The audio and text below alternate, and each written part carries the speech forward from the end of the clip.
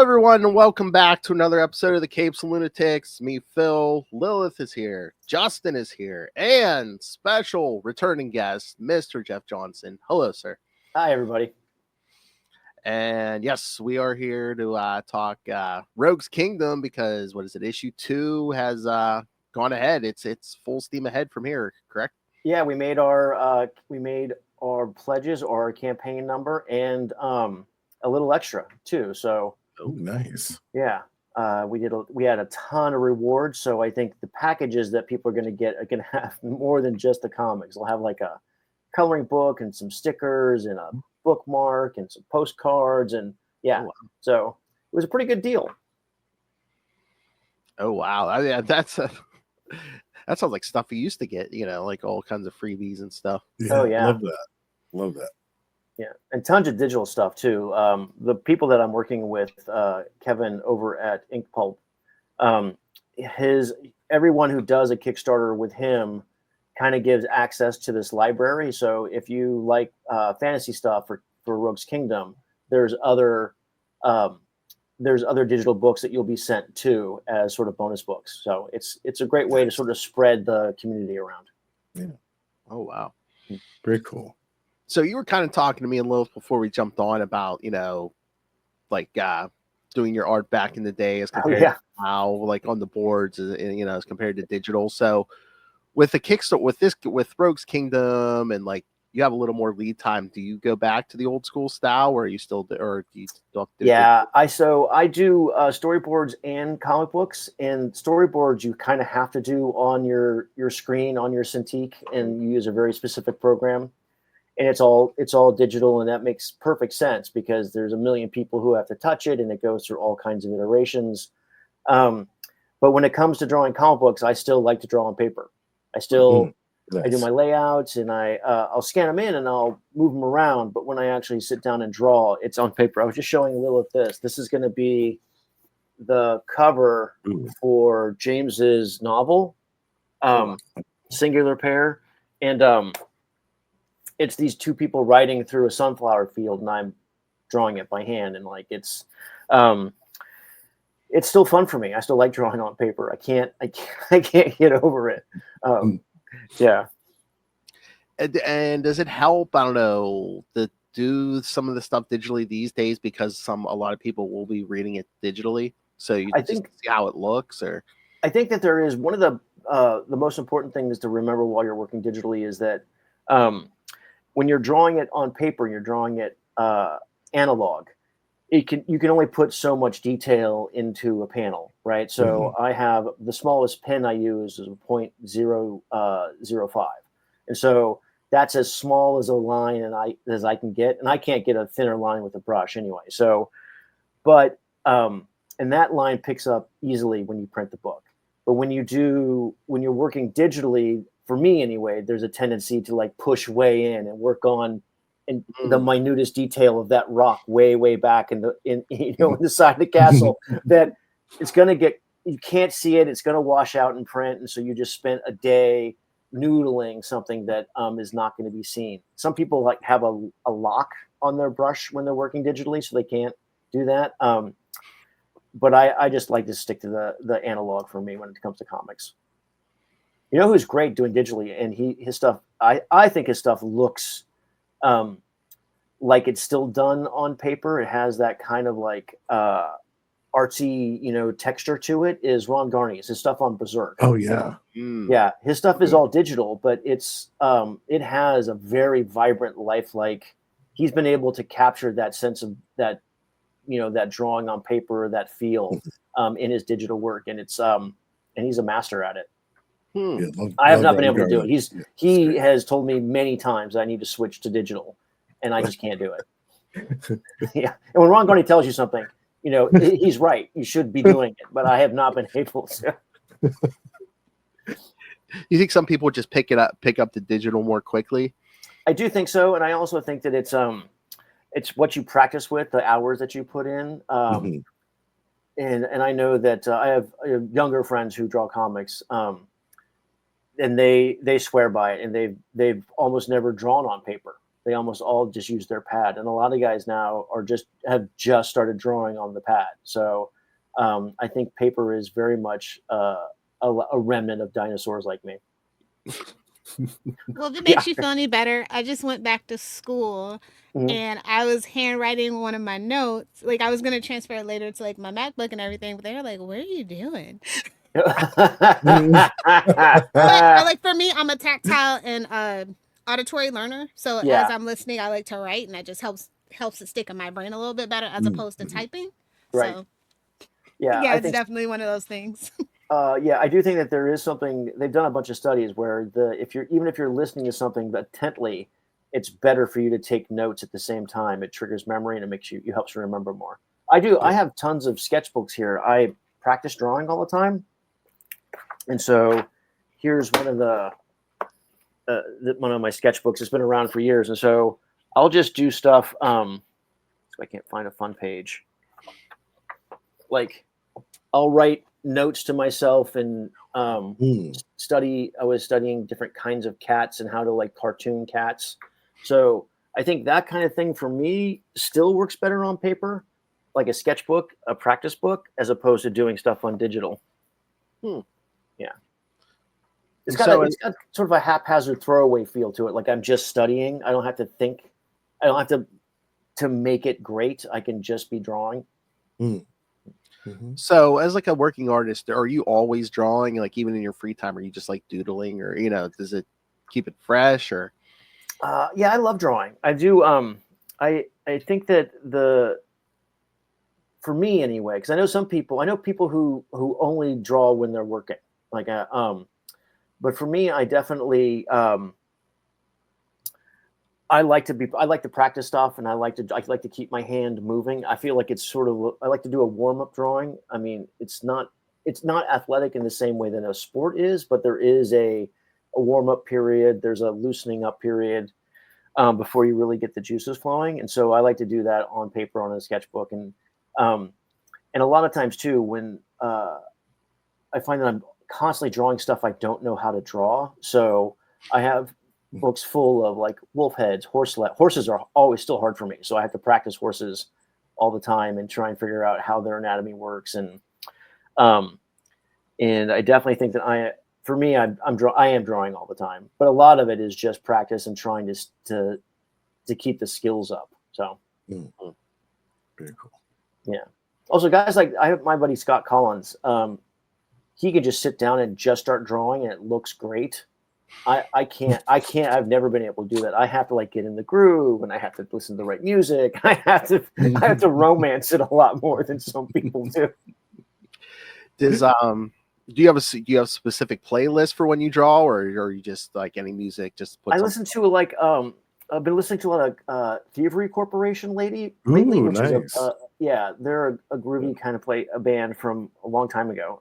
They still do new stuff, but like I'll listen to a lot of soundtracks depending on the mood. Like the Conan soundtrack is a great one if you really need to get motivated. Yeah, that's a great one. And then I'll listen to a lot of audiobooks too. Nice. Yeah. And if you're in the middle of the night and you're just trying to stay up and do some work, I'll put an old familiar movie on, like The Thing or A Big Trouble in Little China, something that I've seen a million times. Lots of explosions, it seems like. Yeah. Just in case she goes off, boom. Yeah, exactly. Like the cannons roaring in an opera. Yeah. Yeah, something to keep you company in the middle of the night. Yeah, I love that. So yeah, I'm trying to think of what we haven't covered yet for Rogue's Kingdom, because again, it's the market is just so big, because I swear pretty much every comic book professional, anyone from the last like 30 years, I swear if we talk to anybody, they have a Kickstarter book, and it's like there's so much good stuff out there, but it's remarkable. Yeah. There's and I find that the Kickstarter artistic community is super open and friendly and supportive, right? That's comic books in general, I think, have always been a really great sisterhood and brotherhood of people who just love making art. So that's not different. But the fans are really incredibly supportive. Like the small batch press that we do is more expensive than a store bought comic, and so but they're willing to pay extra for that, and they're really engaged, and they let you know what they like and what they're looking forward to on your work, and so it's really motivating. And I do think that some of the best stuff is being done out there. There's great work being done, and great old work being reprinted, like the Steve Rude Nexus stuff with Mike Barron. Oh, that a huge campaign, but it's a gigantic book of awesome art. I mean, I love Nexus. When I saw that, I was super happy. Yeah, I love that. That's one of my favorites. Yeah. Mm-hmm. Well, yeah, I think people are willing to pay more because it's like, if someone's doing a Kickstarter book, they're pouring more. And they can get paid their worth too. Like, yes, I know mainstream comics. We have a couple of friends that say that the page, the price for the per page hasn't really gone up. It's true. It really hasn't. My page rate at Marvel is still pretty much the same that it was in the 90s. Yeah, that's insane. We heard that from someone else too. From yeah. Yeah. It's crazy. Writers, artists, they're not. So I do think that's the beautiful thing about places like Patreon and Kickstarter is that somebody wants to really pay you your worth, and they enjoy your work and they understand what goes into it.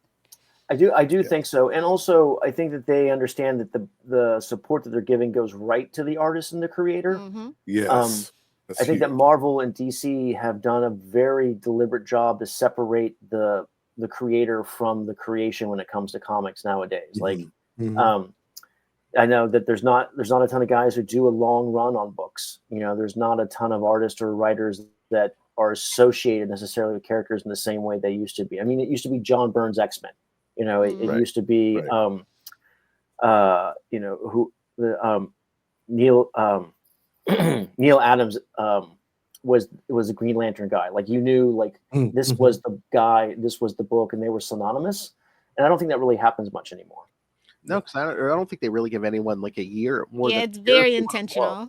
Yeah, I do believe it's intentional because they want the characters to be the focus. I think the guys, and this might be, I don't know, this might just be my feeling on it, but back in the day when the Image guys split and they took so much star power with them to make Image, I do think that Marvel and not so much DC, but Marvel decided that they weren't going to let that happen again. So they did not create superstars in the same way that they used to. We've had that discussion several times. We're big Image fans. Big 90s comics culture is it's this whole little cosmos of just very interesting things that branched off and you can trace back to literally that time. Oh yeah. Yes. Yeah. That specific between 93 and 98.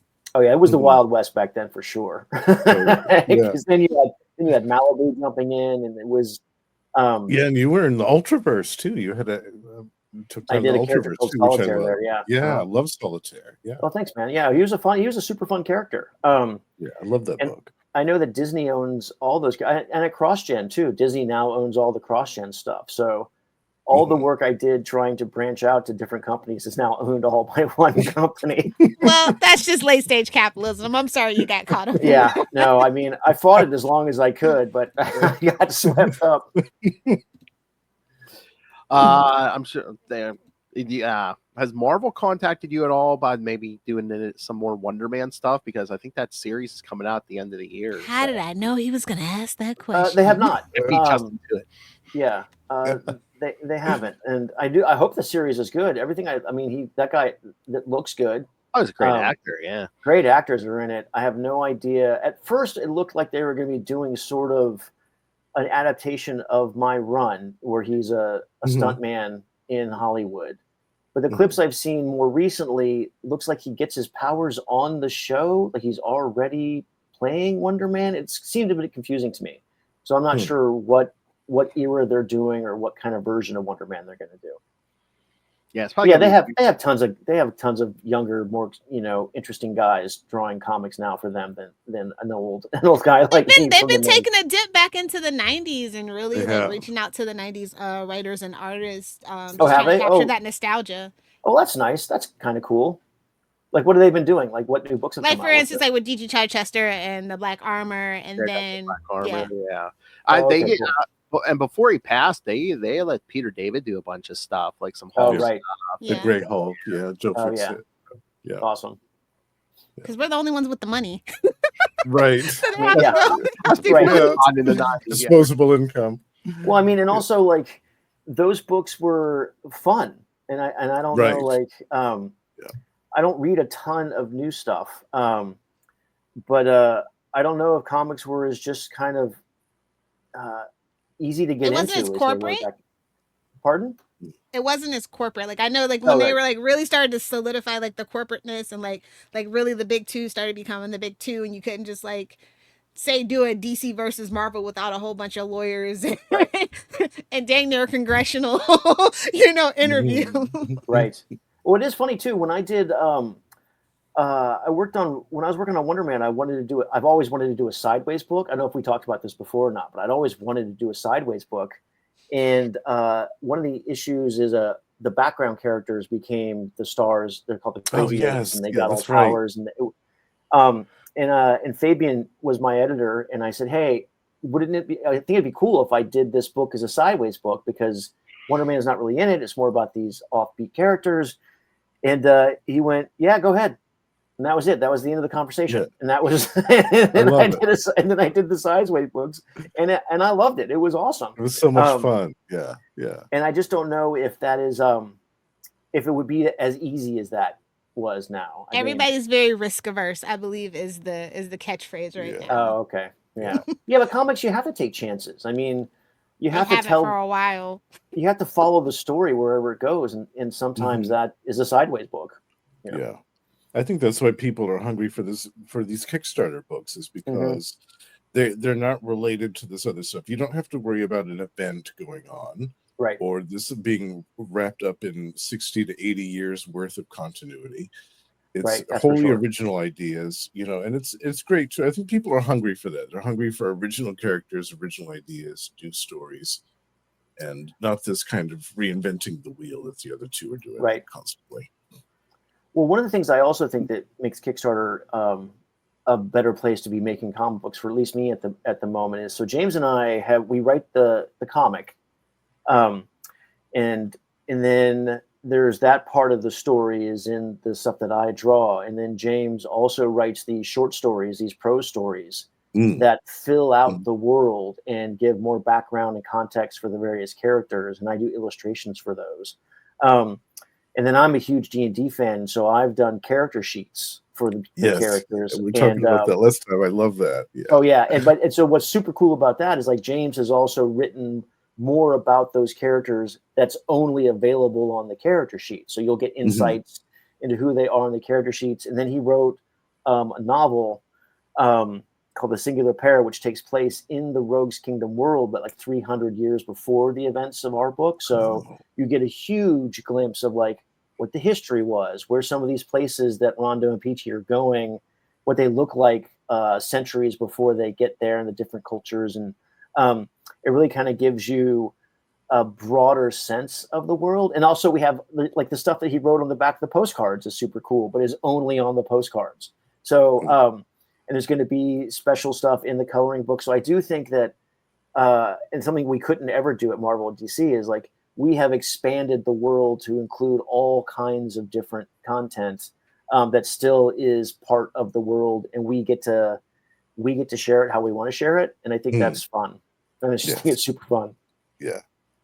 So how did you two meet and decide to work on this book together? James and I have been friends since the Malibu days. He was working on, I think it was Firearm.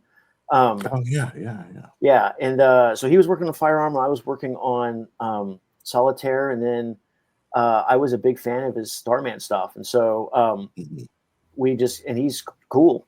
He's just super cool. So we became friends in the 90s, and then I've just always been doing other stuff. And then when I moved to Oregon, I moved out of Los Angeles, and we started talking more, and then we kicked around this book. And it's been brewing for a while. And it's basically just, we both had free time, and we figured and that's how we decided we wanted to do a book, is that we had the time. And then Rogue's Kingdom just sort of came out of a bunch of back and forth conversations about like, what kind of book do you want to do? What kind of characters do you want to write and draw and stuff? So yeah, we've just been friends forever. So that we finally got we made a chance for ourselves to work together. Very cool. Yeah, I love that. I've heard this conversation before, but it seems like it seems so simple, but it's like I think that's where the magic happens is when the writer says to the artist, "What do you want to draw?" Yeah. Yeah. Well, it really is. So we knew we wanted to do something together, and we've both done a ton of superhero stuff, and so we knew it wasn't going to be that genre necessarily. I like adventure, and so we kind of thought like maybe we do a sci-fi thing, but then we started talking about Three Musketeers and some other movies that we liked, and so Lord of the Rings, Three Musketeers, The Hobbit, all that stuff kind of kept coming up. And then once I kind of really latched on to a visual of like France in the 1700s but with dragons, so Three Musketeers, but with like monsters and magic and stuff. I know it's not necessarily a new idea, but I really liked the idea of it. And then started kicking it around, and then Peachy and Rondo just sort of appeared in some of the drawings, and we really liked those characters. And then once we had our two main guys, then we started to flesh out the world and what the story would be, and that's when Princess Terra showed up, and like all these things just sort of like once we decided what universe we were going to play in, a lot of the other things just sort of popped up. I don't know. I'm sure to be a bunch of work and time and effort, but I'm thinking next campaign, somebody spends, I don't know, $100 or more, maybe a Rogue's Kingdom board game, or some kind of D&D style game, maybe. It's so funny that you mentioned that, because it's so funny that you mentioned that, because I was just there's in issue 1 in the story of Arlo, the guy who's also in the cart that James wrote, this backup story. He loses at a card game, and so we want to actually start really maybe build that card game for real, so you could get it and play it, and it would have all kinds of cool art on it, and it would be a game that you could play. But then also the D&D stuff, like we want to start, or for our next one, we want to make like miniatures of the characters so that you can play them in D&D. Painted or unpainted? That is the question. Unpainted. Yeah, I for lazy people like me, boo. Yeah, sorry. I have a lot of friends who do Warhammer, and they take so much pride, and they're so good at painting. Painting figures. I would never want to step on anyone's toes. I love it. Yeah. So yeah, Phil, that's something that we've been talking about it too. Like, yeah. That's great. I can totally see a D&D like a campaign adventure set in this world. Yeah, absolutely. Yeah. Yeah, got a D&D guy down there if you need. So yeah, it was fun. It's so fun. I would love to get your feedback, Justin, on like. So I play, and a friend of mine is an amazing DM, and so we've rolled up the characters. So the first two characters we have sheets on are Rondo and Princess Terra, and so I really tried to make them like you could just start playing them right away. Like rolled them all up, did all their attributes, and they had their histories of weapons, all their gear. And so we want to have like the next thing we are going to do like the little figures of them, and so you can play them. I love it. That would be really cool. So I do have a question for a D&D guy. Yeah. What magic system, like what magic school do you think is best for a wizard who's going to be doing it's not going to be a necromancer. It's going to be, I mean, it's kind of like how would you do Gandalf as a D&D wizard? Oh, that's a good question. Because his magic was really different. Yeah, it wasn't, he didn't summon anything. It was more like, see, I'm more familiar lately. I've been playing more lately on 5th edition, so that's kind of what I've stuck in my head.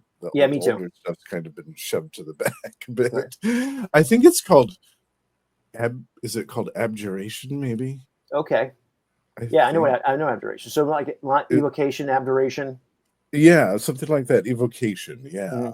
Yeah. Yeah, it's tough because I've developed a magic system for the book that makes sense for the characters, but I have been struggling trying to put it into the D&D framework. Yeah. Yeah, I would. So Yeah, we might I would say split. We might probably like split the schools. evocation, something Yeah. like that, like an evocation, Mhm. and maybe a little bit of cleric stuff in there too. Okay. possibly. Yeah. Yeah. Might be time to throw out the book, Jeff, and make your own. Yeah. Well, no, that's the trouble. Is like we made our own first. I'm trying to retrofit it so the character sheets work, and I hit some blocks. Definitely hit some walls. Yeah. So yeah, There's I think so we'll futz a bit. Nice. There's so many different details to iron out. Yeah. Those character sheets. Yeah. It is definitely easy to get into the weeds when you're doing D&D. That's for sure. Yeah. Oh that's yeah. for sure. Yeah. Yeah. I know. Oh, I do know. I wanted to ask you a little off topic, because I like getting comic creators' opinions. Have you seen Superman and Fantastic Four yet? You know, I've been working on the Kickstarter for so long. I haven't had a chance to see him yet. I'm really excited about both of them, though. I've heard. I have friends who want to tell me everything, but don't want to spoil me. So I keep getting like little bits and bobs. And so I'm really excited about them. Do you guys like them? Oh yes. yeah. I highly encourage you to go see specifically Fantastic Four at the theater, though. I think. Oh, good. Yeah, it's definitely big screen action, right? Oh yeah. Okay. Oh my God, and Galactus looks so good. Oh yeah, Yes. just even on the commercials, he looks amazing. Oh yeah, just wait till you see. Yeah, just the scale and everything. Oh, Okay. yeah. Yeah, so that's stuff. I'm going to reward myself now. The campaign is a success. I'm definitely going to take myself out on a date. Nice. Very cool.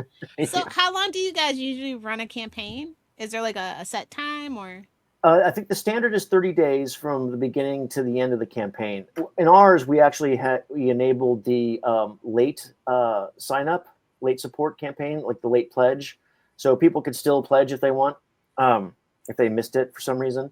But it takes me, so it's about a month of doing it. And then it takes me a pretty good amount of time, like a week or so, to like build it, to put all the pieces in place and get all the artwork in and write the text with James to make sure that we're saying it the way we want to say it. So I don't know, a couple months maybe to put it all together and to run it. Is it like, is it nail biting every time, or like you're like kind Well, of like in a groove now? Well, this is only my second one, and yeah, super nail biting. Super nail biting, because if you don't make your campaign goal, you don't get to print your book. And so I've been lucky the both times we've made our goals, and hopefully that'll be a consistent thing for us since we have such great fans. But yeah, throwing it out there, raising the flag up, seeing who salutes, that's always scary. I know Will always tells us it's almost like a roller coaster, because it seems like high when he starts, it kind of dips, and then towards the end it like shoots back up. So yeah, I've experienced it twice now, so I'm still a super novice. But because you do while you're building it, you have it under construction and you let people know you're building it, and so a lot of people can come and they see and they sign up to be notified. So when you do finally launch it for real, you get a huge rush of people who have been waiting for it, which feels amazing, right? It feels great. And then once those people get it, then there's a lull in the middle where you have to let more and more people know about it, and then it's terrifying because you're like, oh, is this we're going to make our thing? And then at the end, there's often a rush for people who've been waiting or haven't decided yet or forgot, and so you get a big boost at the end, which is what happened to us. Yeah, no, it's a nail biter for sure. And then plus you have to be like your own promotion. You guys have to be your own promotions department and everything. Right. And I try to not be an introvert, but I'm basically a very shy person. So like the idea of constantly, hi, look at me, it's very hard. It's very hard for me to do online. But you gotta. You have to get your book out there. And no matter how you are, it's like I said, it's hard because there's so many talented people out there. Everyone has like a Kickstarter. It's just like, how do you get the word out? Yeah, there is a lot of great stuff out there. And it is Ron Randall is a friend of mine, and he does Trekker, and that is amazing. He was super supportive during this whole process, and his book is great. And even if you're not competing with people who are doing new awesome stuff, there's so much great old stuff to get. Like, didn't they just repackage all the Harbinger stuff? Oh yeah. And then the last big book I got was a compilation of the Mike Grell Sable stuff, that big book that he did a long time ago. Mm-hmm. I love that thing. But like, if you're going to drop 100 or 200 books on a giant tome, you know, you only have so many entertainment dollars. I get it. I appreciate everyone who decides to spend theirs on my book with all that other great stuff out there. Oh yeah, because I look and I'm like, man, everybody if I love from comics, it seems like they have a Kickstarter. It's like, it's like, what do you? Yeah. Or like, it must be tough too, right? Because their Kickstarters are all going to be their passion projects. You know, the thing that they've always wanted to do but couldn't because of time or companies or whatever. So everything that's being done at Kickstarter is 100% someone's baby, right? Like they're really putting their heart and soul into it.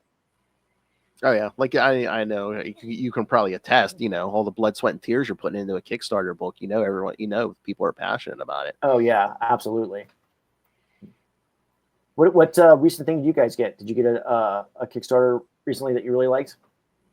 Well, there's a few. I mean, like of course our friend Will. Yeah, I was gonna say Will's crossover division. Not to play favorites. Yeah, Will. Play favorites. That's the best. And like again, DG Chichester, who we talk to every month. I mean, he put out one issue so far. He's working on getting number 2 out. Axel's Infernal. So, oh, right on. Yeah, yeah. And then even like God, like some of the big names, I was like, I didn't think they'd have to do Kickstarter, but like Jam D. Mateus, he found like a company to like do all the promotions and stuff for him. So he puts out four books at a time. It's that's right. Yeah. His stuff is great.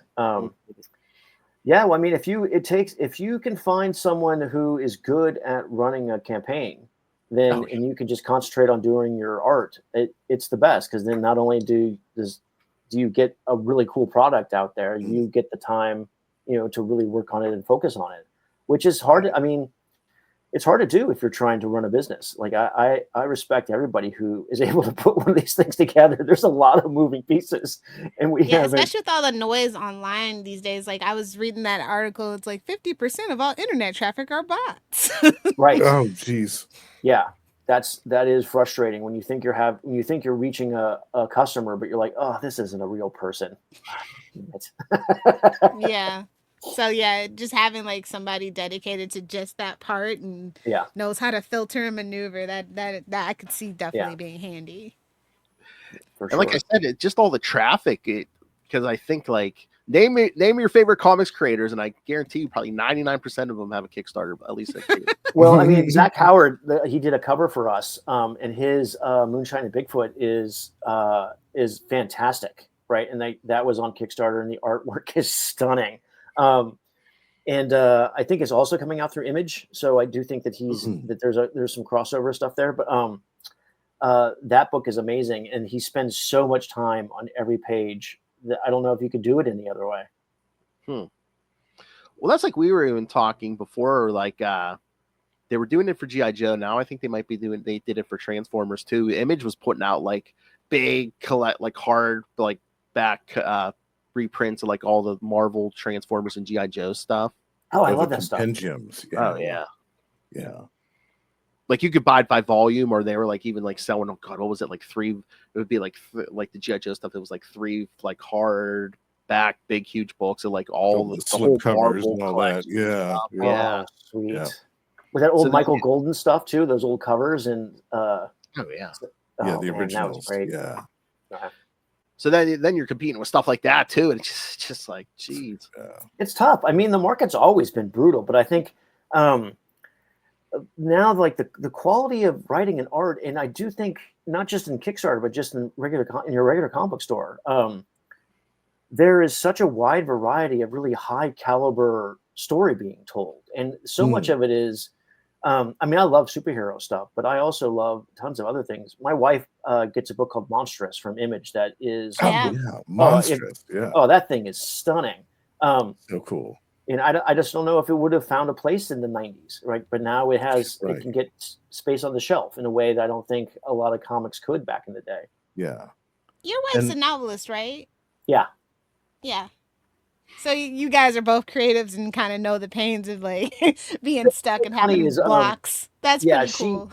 She works way harder than I do, and but her office is just right next to mine. So there's a lot of times we'll be in the same house doing, working at our desks, and then just sort of pass each other in the in the hall. like where are you at? I'm in Lumpland. Like, where are you? Well, I'm in the universe that she's made for whatever book she does a ton of stuff for Harlequin, and she just wrote a series of books under a name Hazel Beck that's called Witch Lore, that are really, really great, that take place in this cute little town. It's sort of based in Missouri. So we live together, but sometimes are not in the same universe at all. Good job, Lilith. Now I can report back. Not only did I promote my stuff, I promoted your exactly, stuff. Right, yeah. Check that off the list. Yeah. You're welcome. So you said you're not reading a lot of new comics. Yeah, I have not been. So I kind of got focused on trying to figure out what I wanted to do with Rogues, like this kind of style that I was doing. And it's a mixture of a lot of storytelling and just drawing stuff that I really like. And I found that the more and more I looked at other comics, I kept being like, oh, well, that's a cool panel layout, or that's a cool page design. And so I kind of had to put stuff away so I could figure out just the look that I wanted to do for Rogues without having any more influence. So recently I started going back to some of my old favorites as I kind of figured it out. And I've been rereading a lot of Rick Leonardi, like the Spider-Man 2099. Oh, yes. Yeah. So I haven't got a lot of new comics recently, but I pulled out a bunch of my old favorites. And so I've been reading just a ton of Rick Leonardi, and Alan Davis, and Hal Foster. I've been going that over lately because he's definitely a visual signpost for Rogues Kingdom. So yeah. But I'll be heading into the store soon enough to spend too much money catching up on all the cool stuff. And Berserk. The new comic I've been reading is Berserk a lot. So I know it's not necessarily the one by Keanu Reeves, that one, or a different one? Yeah, the Keanu Reeves one. Yeah. Okay. But the anime one, yes. The manga one, yes. Yeah. That I have all of those. Is that what was the name of that comic book that you started reading? It Cyberwolf, I think. It was like a Scooby-Doo set in the future type of comic book. I can't remember. We talked about it a couple of months ago. Cyberwolf sounds cool. Yeah. I was making a mental note to try to go back and find what that was. And try to hunt that down and read that because it sounded really interesting. I think. And here I am, like, Doctor Who. Are you talking about Doctor Who? Cyberwolf, something like that. Doctor Who is great. How do you like the new Doctor? He's okay. The story's. Well, it's very controversial to talk about Doctor Who right now. They took it off of a lot of the streaming stuff. I don't know what's going on with Who right now. That's unfortunate. Yeah. It's kind of in the he was kind of cut short, it seems like definitely the new regeneration seems a little controversial. But I did enjoy his story. I thought it was fun and fresh and young. We had old doctors for so long, Yeah. Agreed. Yeah. There were some really great stories in there, but I did like the end of the David Tennant stuff though too. I liked he came back and I like that he's just at peace. That makes me happy. There's an old doctor who's not in the fray anymore. You can just kind of retire. Yeah. Justice for the 8th Doctor. That's all I have to say. Yes, he never got his due. I always said that he should come back. The new Doctor or somebody should just disappear, and then the TARDIS disappears, and it kind of fades to black, and then all of a sudden somebody comes wheeling around the corner, and it's the 8th Doctor. And that's I like the look for the 8th Doctor. Yeah. But how did you get to work for so many companies, like a comic book company? Did you just show up, say, "Hey, can you check my stuff out?" Or I know it was a lot easier back then. I do think it was a lot easier back then. So I started in the 90s, early 90s, and I got my first gig really at Marvel. And And then there weren't that many books, to be honest, comparatively, as today. And so if you were on a book, then everyone was seeing your stuff, and that was really helpful. So I did Wonder Man, and then I did some Spider-Man stuff, and I worked at Marvel, and then I shifted over to Malibu and did Solitaire. And then while I was doing that, I sort of bounced around and did some Green Lantern. And I think that really it was just knowing the people doing the books, right? So I'm going to say it, luck for the most part. I was just super lucky. Like when I was available when someone needed something, like when Ron Mars was doing Green Lantern, they needed a third guy to sort of fill in and be in the Green Lantern rotation. So me, Paul, Dale, and Daryl and me, we sort of like just swapped Green Lanterns going around, which allowed me then to have some free time to do other projects and stuff. So, yeah, well, I just luck. And also when you would go to shows, this is where it gets a lot simpler, I think, than it is today. Like you, before the internet, and if you were at a con and people were talking about what books were coming out and what they were working on, if you were all hanging out, then you just knew what everybody was doing. And so if you had an empty space or someone needed something that suited your particular style, then someone would just ask you. It was so much easier. Like, I remember when I first started breaking in and I had to get the attention of editors, I just cold called. I would find out what the numbers were to their offices and just call up. You can't do any of that now. Everything's email, everything's right. A website, everything. There's very little personal, I think, connection for the new guys to sort of like to make friends with editors and whatnot. That's how I did it. Like I said, just the right place, the right time a lot. Like once I knew Fabian, and I met Fabian before I broke in for years, and I would go to shows, and like Marvel and DC used to show up at shows. They would send editors and all kinds of presents. And so they were often recruiting people with talent or with the desire to do comics. And I know they still do that, but I just don't know if it's there's not that personal touch. Like you can't actually make that human connection. I think that's more difficult if someone has to, if they don't know creative you, space. Yeah. It seems like a lot more personal. It does. I think it was for sure. Because then you would, if you're friends, like if you know someone and they know that, like say I'm pretty good at fight scenes and they had an issue coming up where they needed someone to do fencing or kung fu or something, then I would just get a call because I was known for really giving a lot of thought to choreography and stuff like that.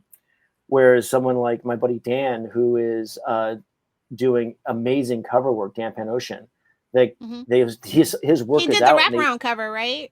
Oh yeah, he did for it. I penciled and inked it, and he colored it. It just did a killer job. So his stuff is so good, and it's just out there, and people see it, and everyone knows who he is. And so they just call him. They just like, hey, we want this kind of cover. So I do think that still happens, but maybe not for the younger generation, where they're more locked into the digital side of it. And some people are like used to have to be like in the well, not at the office, but like close enough to like mail it very quickly. I mean, now with technology, people they have people from all over the world. Yeah, like Tora, she's way over there on the other side of the ocean. Yeah. I mean, so I do think that makes it harder for local guys to get attention, because if you have access to the world, you're gonna find what you're looking at. I'll tell you guys a sneak that I did and a lot of other guys did back in the day is you would go to New York, you would go to the office, and the trick was to get an appointment with an editor, with someone in the office, and so you get to go in. But once you were behind the door where the office was, where all the editors were, and you were done with your first meeting, you just wandered the hall and like looked into doors and introduced yourself and said like, hi, like, and just. It took balls, right? It took. You had to really, you had to go for it. But I remember wandering the halls after a meeting and just making contacts and being like, "Hi." And so even if they didn't like your work, they remembered your face and your name. So when you called later, they're like, "Oh yeah, you're that son of a bitch who just walked into my office." Well, guess what? I do need a backup. I do need someone to draw this thing. Just drop a page of your art on the floor. Oh, sorry, I've dropped that. Oh, yeah. Whoops. Yeah. Got this amazing Spider-Man. Be ashamed if it didn't end up in a book. Yeah. Yeah, right. Yeah, it'd be a shame if something happened to all these figurines. Yeah. Like when you were working for Marvel or DC, like how many books could you do in a month? Because these days they're making people do like 3, 4, 5 books. Oh, was there somebody with like 6? One of our Oh, friends to the show has like 6 books. Yeah. As an editor? A writer. No, it's like a writer. Oh, yeah. Well, I mean, I could never pencil more than one. I mean, occasionally I could do one in a month for a while. Mhm. But as writers go, yeah, they used to have to write 4 or 5 books a month. I remember Fabian was writing a ton, right? Oh, He yeah. was writing X-Force and X-Men and a bunch of other stuff that would just come up. Like, yeah. And I know, I mean, Byrne was penciling and writing like 2 or 3 books a month at a point there.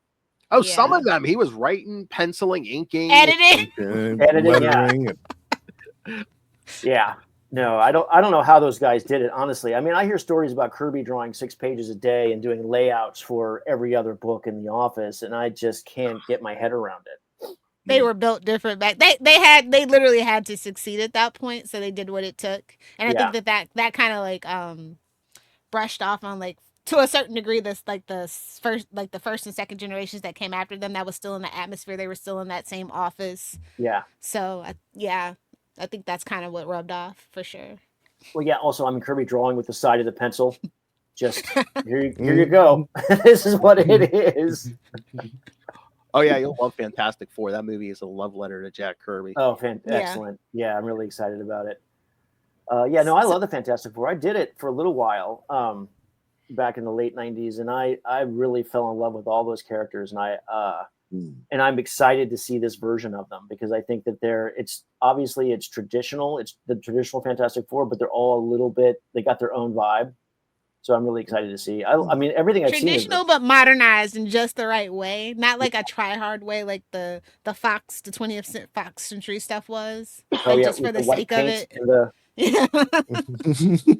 And I remember the Dr. Doom, like he would like click his little gauntlet, right? Remember that? Oh no. Yeah. Some stuff sticks with you. Some stuff is traumatic. That's a great word for it. Yeah. So did you always want to do comics or did you want to do some other kind of art like animation or? Yeah, I always wanted to do comics. I mean, I started reading them when I was super young, like around 4 or 5. And that's how I learned how to read was from comics. And then I just love comics and I always wanted to do them. And even in high school, I did a newspaper strip for our local newspaper, an adventure strip that with my buddy of mine from high school. And we did one every week. And so my first samples were actually just photocopies of my newspaper strip that I did. And that's how I got the attention of some editors and some other artists way back when. So yeah, I've always wanted to do comics. After CrossGen went under, I was kind of disenchanted with comics. And so I was lucky enough to get in. Dave Johnson was working on Justice League Unlimited as a background artist.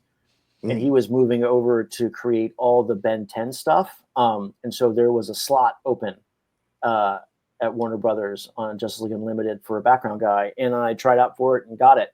I think mostly I got it because they didn't have to change the name on the door.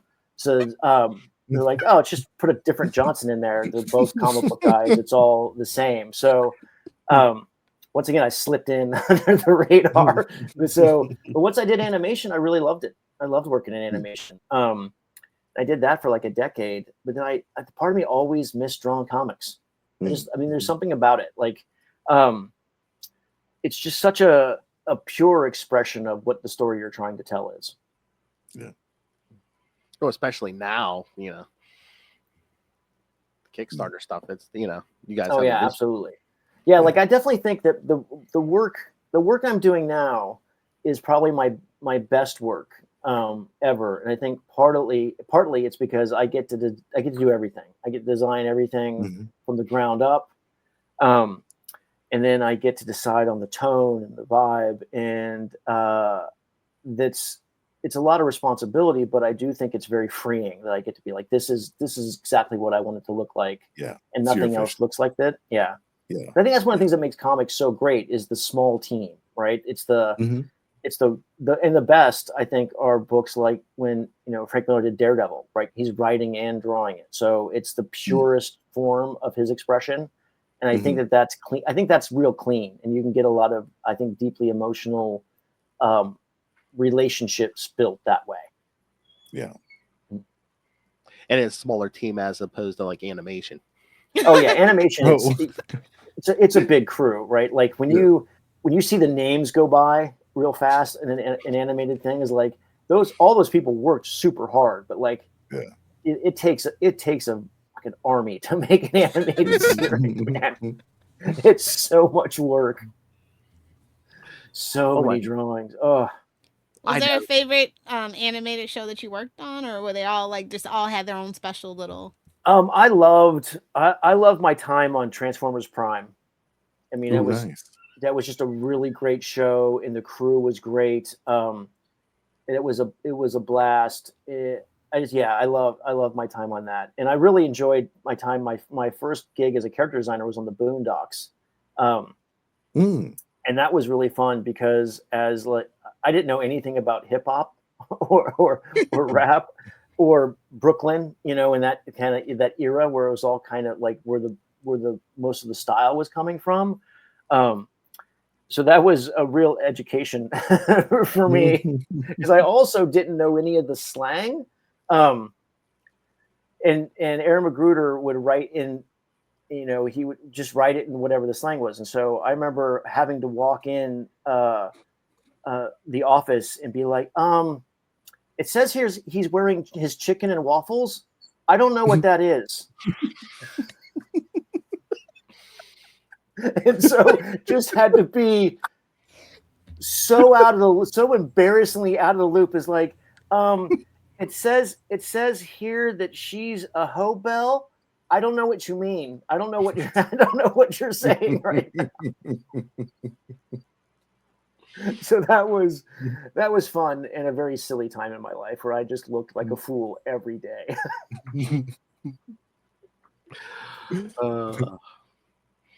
All right. Any other questions, or should we let Jeff go here? We can let him get back to it. Yeah. It's been great talking to you guys. This has been a blast. Thank you. Thank you very much. So Jeff, direct the people where they need to go for Rogues Kingdom. All right. So it is inkstudios.live/rogues. It's just on Kickstarter. If you just look up Rogues Kingdom, it'll go right to it. We finished the campaign today. Thank you all very much. There's still late pledges if you want to jump on and get stuff.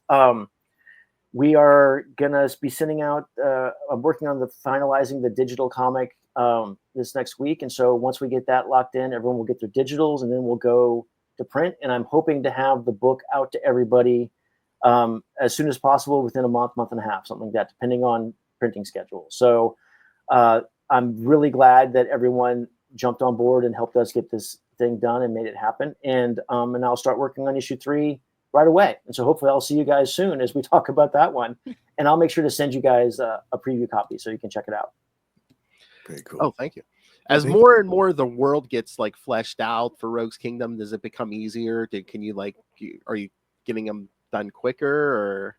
I think it's more. So I have my team in place now. I have an inker and a colorist, and we worked out putting the first book together. We worked out all the various bugs in our style guides and all that stuff. So all of that is way easier.